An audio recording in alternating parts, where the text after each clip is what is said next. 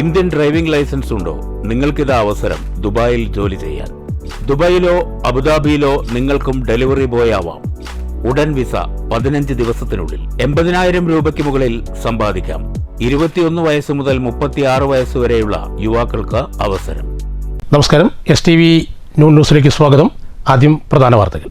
എൻ്റെ ഭൂമി സമഗ്ര ഭൂവിവര സംവിധാനം നിലവിൽ വരുന്നതോടെ ഭൂമിയുമായി ബന്ധപ്പെട്ട സർട്ടിഫിക്കറ്റുകളുടെ വിതരണത്തിൽ വരുന്ന പ്രതിസന്ധികൾ വേഗത്തിൽ തീർപ്പാക്കാൻ സാധിക്കുമെന്ന് റവന്യൂ മന്ത്രി കെ രാജൻ. എൻ്റെ ഭൂമി ഡിജിറ്റൽ സർവേ കേരളം ലോകത്തിന് മുന്നിൽ അവതരിപ്പിക്കുന്ന 2ാം ഭൂപരിഷ്കരണ നിയമം. ഓൾ ഇന്ത്യ ഭൂമി കോൺക്ലേവ് ലോഗോ പ്രകാശനം തൃശ്ശൂരിൽ. തൃശ്ശൂർ റൂറൽ ജില്ലയിൽ ഓപ്പറേഷൻ കാപ്പ ശക്തം. 2025 ഇതുവരെ 37 പേരെ ജയിലിലടച്ചു. നിരവധി ഗുണ്ടകളെ നാടുകടത്തി. കാപ്പ പ്രകാരം കുപ്രസിദ്ധ ഗുണ്ട കരിപ്പായി രമേശ് തടവിൽ. നിലമ്പൂരിൽ വിദ്യാർത്ഥി ഷോക്കേറ്റ് മരിച്ച സംഭവത്തിൽ പ്രതികരണവുമായി മന്ത്രി കെ കൃഷ്ണൻകുട്ടി. KSEBയുടെ വൈദ്യുതി ലൈനിൽ നിന്ന് അനധികൃതമായി ലൈൻ വലിക്കുകയായിരുന്നുവെന്നും സ്വകാര്യ വ്യക്തി നടത്തിയ നിയമലംഘനത്തിൽ KSEBയും സർക്കാരിനെയും കുറ്റപ്പെടുത്തുന്നത് എന്തിനാണെന്നും മന്ത്രി. നിയമലംഘനത്തിനെതിരെ ഒന്നും മിണ്ടാതെ സർക്കാർ വിരുദ്ധ വികാരമുണ്ടാക്കാൻ പ്രസ്താവനകളുമായി ഇറങ്ങുന്ന പ്രവണത തള്ളിക്കളയണമെന്നും മന്ത്രി കെ കൃഷ്ണൻകുട്ടി. വാർത്തകൾ വിശദമായി. എൻ്റെ ഭൂമി സമഗ്ര ഭൂവിവര സംവിധാനം നിലവിൽ വരുന്നതോടെ ഭൂമിയുമായി ബന്ധപ്പെട്ട സർട്ടിഫിക്കറ്റുകളുടെ വിതരണത്തിൽ വരുന്ന പ്രതിസന്ധികൾ വേഗത്തിൽ തീർപ്പാക്കാൻ സാധിക്കുമെന്ന് മന്ത്രി കെ രാജൻ. കേരളം ലോകത്തിനു മുന്നിൽ അവതരിപ്പിക്കുന്ന 2ാം ഭൂപരിഷ്കരണ നിയമമാണ് എൻ്റെ ഭൂമി ഡിജിറ്റൽ സർവേ എന്നും മന്ത്രി പറഞ്ഞു. ജൂൺ 25, 28 തീയതികളിൽ തിരുവനന്തപുരം, കോവളം, ഉദയസമുദ്രയിലാണ് കോൺക്ലേവ് സംഘടിപ്പിക്കുന്നത്. വിവിധ സംസ്ഥാനങ്ങളിലെ റവന്യൂ വകുപ്പ് മന്ത്രിമാർ, വകുപ്പ് സെക്രട്ടറിമാർ, റവന്യൂ ആൻഡ് സെറ്റിൽമെന്റ് ഡയറക്ടർമാർ, അന്താരാഷ്ട്ര പ്രതിനിധികൾ, ഡൊമൈൻ വിദഗ്ധർ തുടങ്ങിയവർ പങ്കെടുക്കും.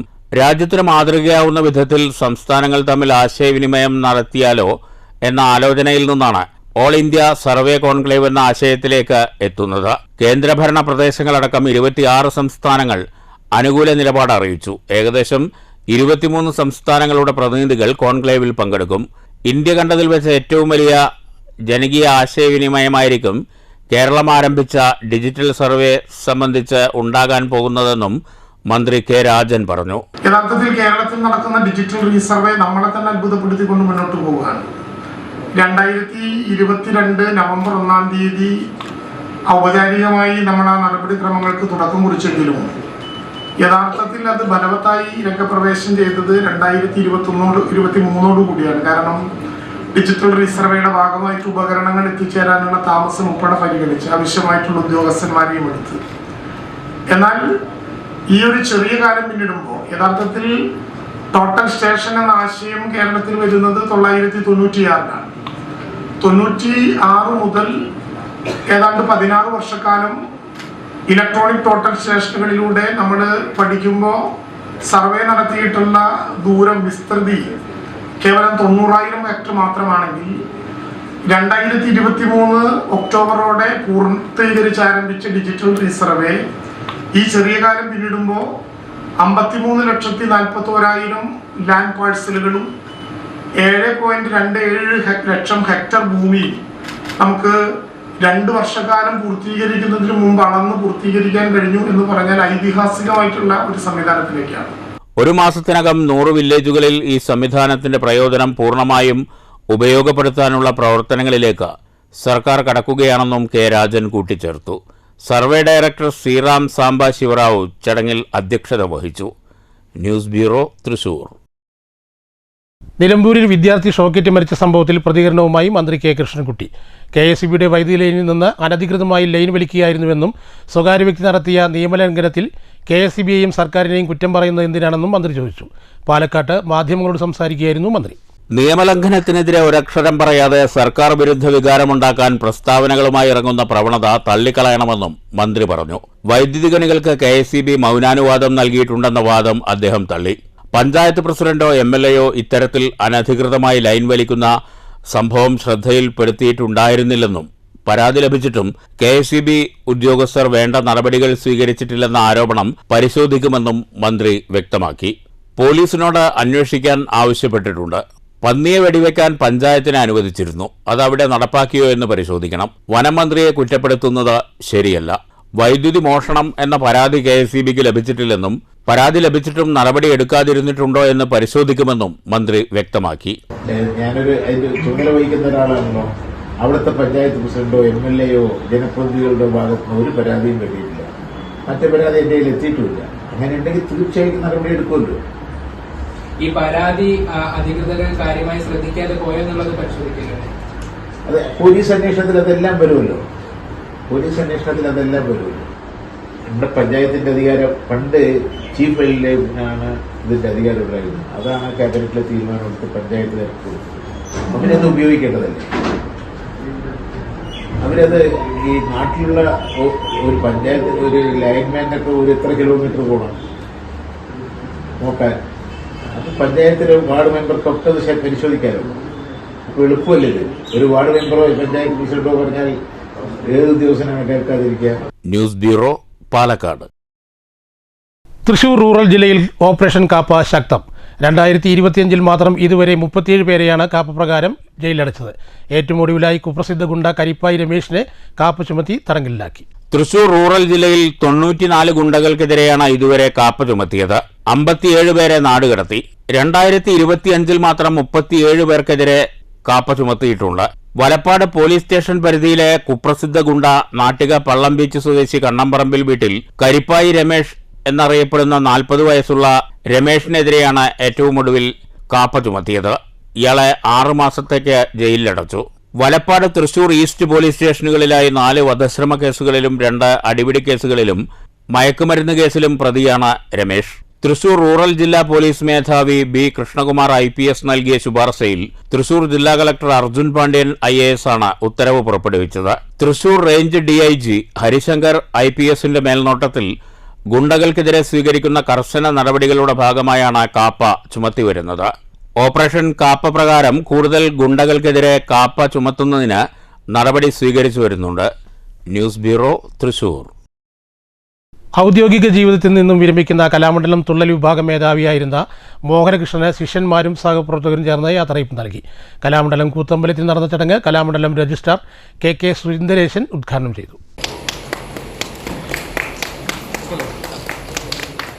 ശനിയാഴ്ച രാവിലെ 8:30 പുഷ്പാർച്ചനയോടെയാണ് ചടങ്ങുകൾ തുടങ്ങിയത്. ഉദ്ഘാടന സമ്മേളനത്തിന് ശേഷം പറയും തുള്ളൽ നടന്നു. 10 മണിക്ക് നടന്ന ധന്യമോഹനം സൂട്ട് സംഗമത്തിൽ കലാമണ്ഡലം വൈസ് ചെയർമാൻ മഹേന്ദ്രൻ അധ്യക്ഷത വഹിച്ചു. ഭരണസമിതി അംഗം KV രാജാനന്ദൻ മുഖ്യപ്രഭാഷണം നടത്തി. 12:30 കലാമണ്ഡലം പാർവതി വർമ്മയുടെ നേതൃത്വത്തിൽ ശീതങ്കം തുള്ളലും 1 മണിക്ക് നിരഞ്ജ JH നമ്പ്യാർ, കലാമണ്ഡലം സുബിൻ എന്നിവരുടെ നേതൃത്വത്തിൽ ഓട്ടം തുള്ളലും 2 മണിക്ക് ശിഷ്യസംഘവും നടന്നു. 3:30 കലാമണ്ഡലം ഹരീഷ് മാരാർ, ഡോക്ടർ നന്ദിനി വർമ്മ എന്നിവരുടെ നേതൃത്വത്തിൽ ഡബിൾ തായമ്പകയും അരങ്ങിലെത്തി. വൈകിട്ട് 5 മണിക്ക് നടന്ന സമാധാന സമ്മേളനം Kalamandalam vice chancellor doctor B. Ananthakrishnan ഉദ്ഘാടനം ചെയ്തു. ചെയർമാൻ പുന്നശ്ശേരി പ്രഭാകരൻ അധ്യക്ഷത വഹിച്ചു. പത്മശ്രീ ഡോക്ടർ കലാമണ്ഡലം ഗോപി അനുഗ്രഹ പ്രഭാഷണം നടത്തുകയും മോഹനകൃഷ്ണനെ ആദരിക്കുകയും ചെയ്തു. അംഗവസ്ത്രം അണിയിക്കൽ ചടങ്ങ് Guruvayur Devaswom chairman doctor VK Vijayan നിർവഹിച്ചു. കലാമണ്ഡലം ഗോപിനാഥപ്രഭ, കലാമണ്ഡലം വാസുദേവൻ, പ്രശസ്ത സിനിമാ താരം ജയരാജ് വാര്യർ എന്നിവർ വിശിഷ്ടാതിഥികളായി പങ്കെടുത്തു. പത്മശ്രീ കലാമണ്ഡലം ശിവൻ നമ്പൂതിരി, പത്മശ്രീ പെരുവനം കുട്ടന്മാരാർ, പത്മശ്രീ രാമചന്ദ്ര പുലവർ എന്നിവർ അനുഗ്രഹ പ്രഭാഷണം നടത്തി.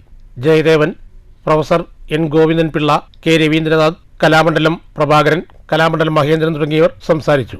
ജനറൽ കൺവീനർ കലാമണ്ഡലം സുരേഷ് കാളിയത്ത് സ്വാഗതവും കലാമണ്ഡലം നിഖിൽ മലാപ്പുഴ നന്ദിയും പറഞ്ഞു. News bureau, Cheruthuruthy. 4 പത്മശ്രീ പുരസ്കാര ജേതാക്കളുടെ മുന്നിൽ തായമ്പക അവതരിപ്പിക്കാൻ അവസരം ലഭിച്ചതിന്റെ സന്തോഷത്തിലാണ് കലാമണ്ഡലം ഹരീഷ് മാരാരും ഡോക്ടർ നന്ദിനി വർമ്മ ദമ്പതികൾ.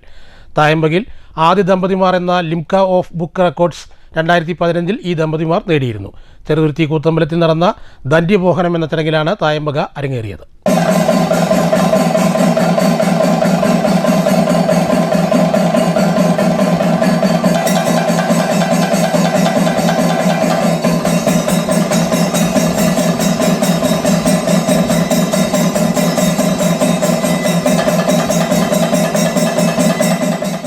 തുള്ളൽ കലാകാരനായ കലാമണ്ഡലം മോഹനകൃഷ്ണന്റെ ധന്യമോഹനം ആദരിക്കൽ ചടങ്ങിലാണ് കലാമണ്ഡലം കൂത്തമ്പലത്തിൽ വെച്ച് ഈ ദമ്പതിമാർ പത്മശ്രീ അംഗീകാരങ്ങൾ ലഭിച്ച ഡോക്ടർ കലാമണ്ഡലം ഗോപി, കലാമണ്ഡലം ശിവൻ നമ്പൂതിരി, പെരുവനം കുട്ടന്മാരാർ, രാമചന്ദ്രൻ പുലവർ എന്നിവർ അടങ്ങുന്ന അപൂർവ പ്രതിഭകളുടെ മുന്നിൽ ഇരട്ട തായമ്പക അവതരിപ്പിക്കാൻ അവസരം ലഭിച്ചത്. തായമ്പകയ്ക്ക് മുന്നേ ഈ 4 പേരുടെയും അനുഗ്രഹം വാങ്ങിക്കുകയും ഗോപി ആശാൻ ഓണപ്പുറവ് നൽകിയാണ് ഇവരെ ആശീർവദിച്ച് സ്റ്റേജിലേക്ക് പറഞ്ഞയച്ചത്. പിന്നീട് അങ്ങോട്ട് ഇവരുടെ മാന്ത്രിക കൈകൾ കൊണ്ട് ചെണ്ടകളിൽ താളമിട്ടപ്പോൾ കണ്ടുനിന്ന നൂറുകണക്കിന് പ്രേക്ഷകർ ഒന്നടങ്കം കൈയടിച്ച് പ്രോത്സാഹിപ്പിക്കുകയും അഭിനന്ദിക്കുകയും ചെയ്തു.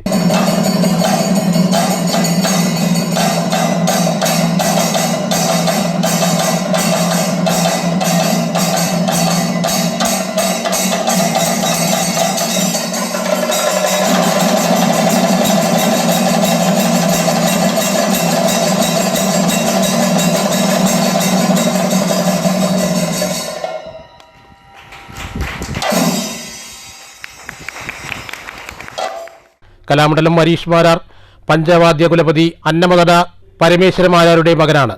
കലയുടെ ആദ്യപാഠം പത്മശ്രീ മട്ടന്നൂർ ശങ്കരൻകുട്ടി മാരാരുടെ കീഴിൽ, തുടർപഠനം കേരള കലാമണ്ഡലത്തിൽ, തായമ്പക തുടർപഠനം പൂക്കാട്ടിരി ദിവാകര പൊതുവാളുടെയും കല്ലൂർ രാമൻകുട്ടി മാരാരുടെയും കീഴിൽ. തുടർന്ന് കഥകളിച്ചണ്ടയിൽ MA എടുത്ത ശേഷം കേരള കലാമണ്ഡലത്തിലും തൃപ്പൂണിത്തറ RLB കോളേജിലും അധ്യാപകനായി ജോലി ചെയ്തു. ഇപ്പോൾ കേരള കലാമണ്ഡലത്തിൽ കഥകളിച്ചണ്ട വിഭാഗം മേധാവിയായി പ്രവർത്തിക്കുന്നു. സഹധർമ്മിണി ഡോക്ടർ നന്ദിനി വർമ്മ തൃപ്പൂണിത്തറ ഗോപികൃഷ്ണൻ തമ്പുരാന്റെ കീഴിൽ ചെണ്ട പഠനം ആരംഭിച്ചു. അരങ്ങേറ്റത്തിനു ശേഷം BAMS പഠനത്തിനായി തൃശൂരിലേക്ക് താമസം മാറി. അവിടെ ശങ്കരൻകുളങ്ങര രാധാകൃഷ്ണന്റെ കീഴിൽ ചെണ്ട പഠനം തുടരുകയും തായമ്പക അവതരണ രംഗത്ത് പ്രവേശിക്കുകയും ചെയ്തു. BAMS പഠനകാലത്ത് തന്നെ പൊരൂർ ഉണ്ണികൃഷ്ണന്റെ കീഴിൽ തായമ്പകയുടെ തുടർ പഠനം നടത്തി. തൃശൂർ വൈദ്യരത്നം ആയുർവേദ കോളേജിൽ നിന്ന് ആയുർവേദ ബിരുദവും അപ്പോളയിൽ നിന്ന് അസ്ഥിരോഗ ചികിത്സയിൽ PG ഡിപ്ലോമയും നേടി. കഴിഞ്ഞ 10 വർഷമായി തൃപ്പൂണിത്തറയിൽ പാലാഴി ആയുർവേദ ചികിത്സാലയം നടത്തുന്നു. മക്കൾ ത്രയീ നാരായണി, അഗ്നിവേശ് രാം എന്നിവർ അടങ്ങുന്നതാണ് കുടുംബം. 2015 തായമ്പകയിലെ ആദ്യ ദമ്പതിമാർ എന്ന ലിംഗ ബുക്ക് ഓഫ് റെക്കോർഡ്സ് അംഗീകാരം ഇവർക്ക് ലഭിച്ചു. ഇന്ത്യയിലും വിദേശത്തുമായി നിരവധി വേദികളിൽ ഈ ദമ്പതിമാർ തായമ്പക അവതരിപ്പിച്ചു.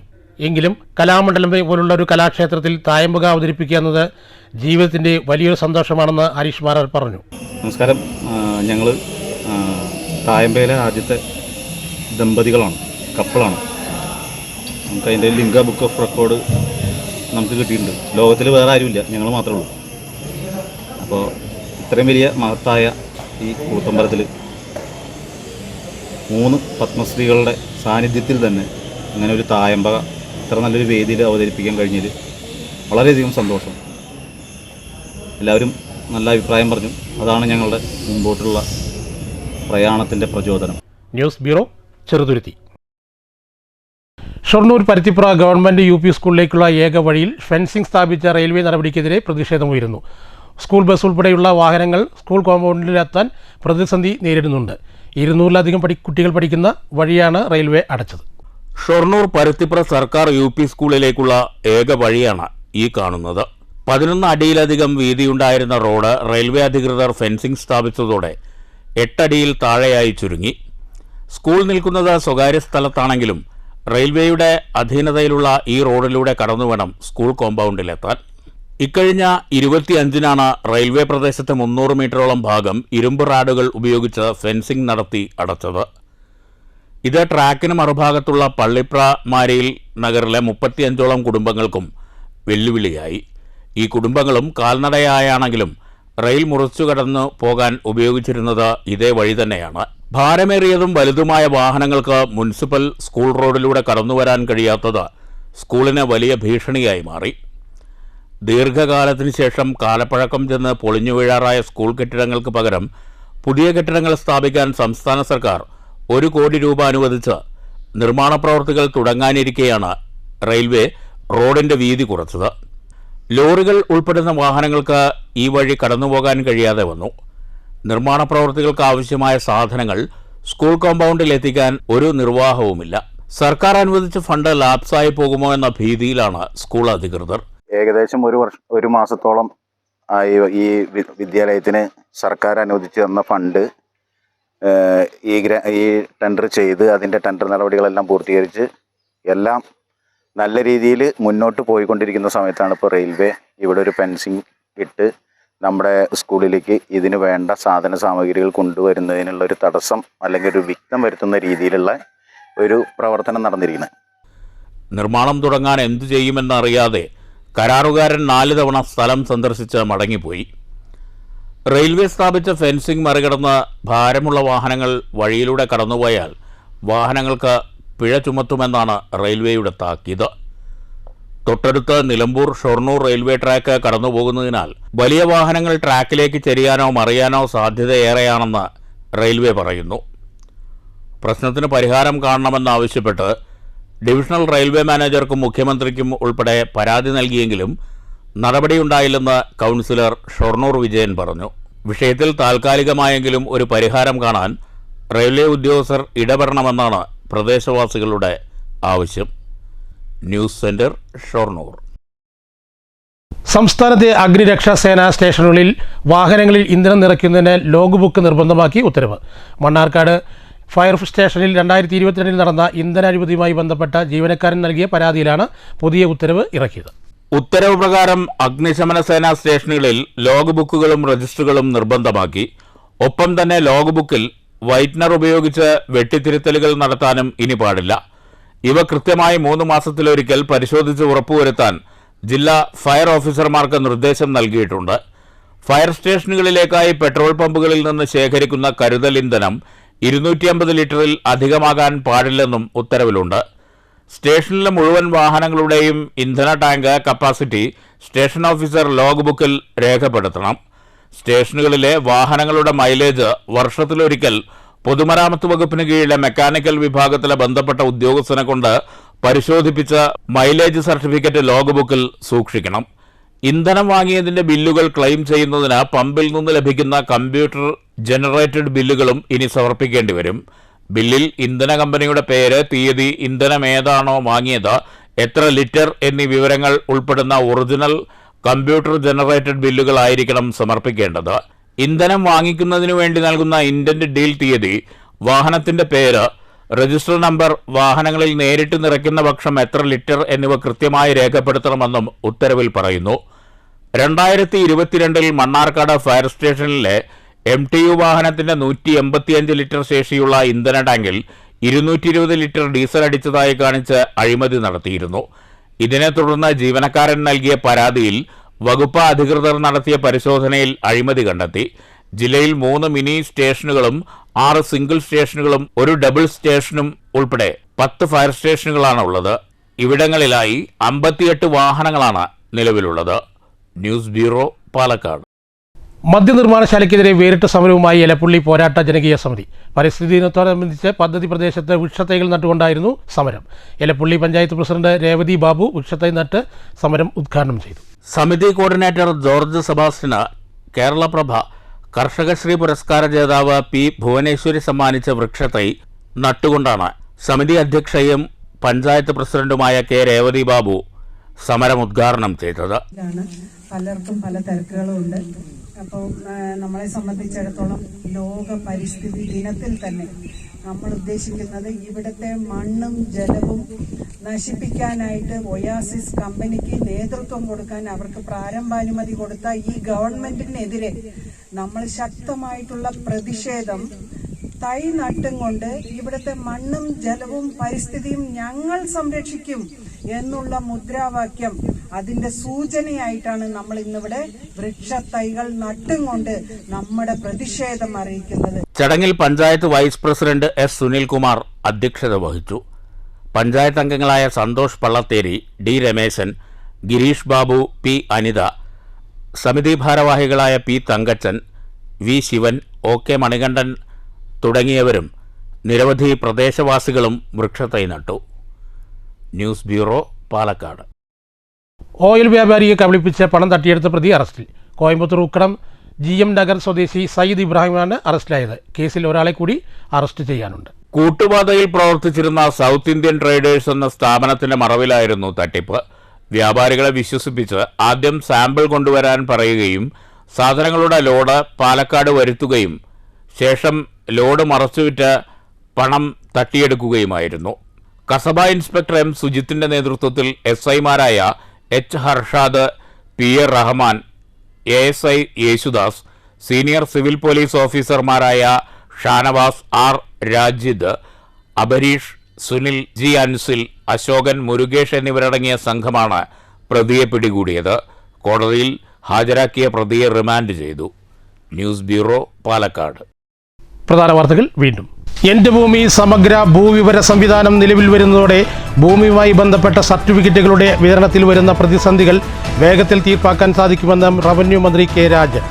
എൻ്റെ ഭൂമി ഡിജിറ്റൽ സർവേ കേരളം ലോകത്തിന് മുന്നിൽ അവതരിപ്പിക്കുന്ന 2ാം ഭൂപരിഷ്കരണ നിയമം. ഓൾ ഇന്ത്യ ഭൂമി കോൺക്ലേവ് ലോഗോ പ്രകാശനം തൃശ്ശൂരിൽ. തൃശ്ശൂർ റൂറൽ ജില്ലയിൽ ഓപ്പറേഷൻ കാപ്പ ശക്തം. 2025 ഇതുവരെ 37 പേരെ ജയിലിലടച്ചു. നിരവധി ഗുണ്ടകളെ നാടുകടത്തി. കാപ്പ പ്രകാരം കുപ്രസിദ്ധ ഗുണ്ട കരിപ്പായി രമേശ് തടവിൽ. നിലമ്പൂരിൽ വിദ്യാർത്ഥി ഷോക്കേറ്റ് മരിച്ച സംഭവത്തിൽ പ്രതികരണവുമായി മന്ത്രി കെ കൃഷ്ണൻകുട്ടി. KSEBിയുടെ വൈദ്യുതി ലൈനിൽ നിന്ന് അനധികൃതമായി ലൈൻ വലിക്കുകയായിരുന്നുവെന്നും സ്വകാര്യ വ്യക്തി നടത്തിയ നിയമലംഘനത്തിൽ KSEBയും സർക്കാരിനെയും കുറ്റപ്പെടുത്തുന്നത് എന്തിനാണെന്നും മന്ത്രി. നിയമലംഘനത്തിനെതിരെ ഒന്നും മിണ്ടാതെ സർക്കാർ വിരുദ്ധ വികാരമുണ്ടാക്കാൻ പ്രസ്താവനകളുമായി ഇറങ്ങുന്ന പ്രവണത തള്ളിക്കളയണമെന്നും മന്ത്രി കെ കൃഷ്ണൻകുട്ടി. ഈ വാർത്താ ബുള്ളറ്റിൻ ഇവിടെ അവസാനിക്കുന്നു. നമസ്കാരം.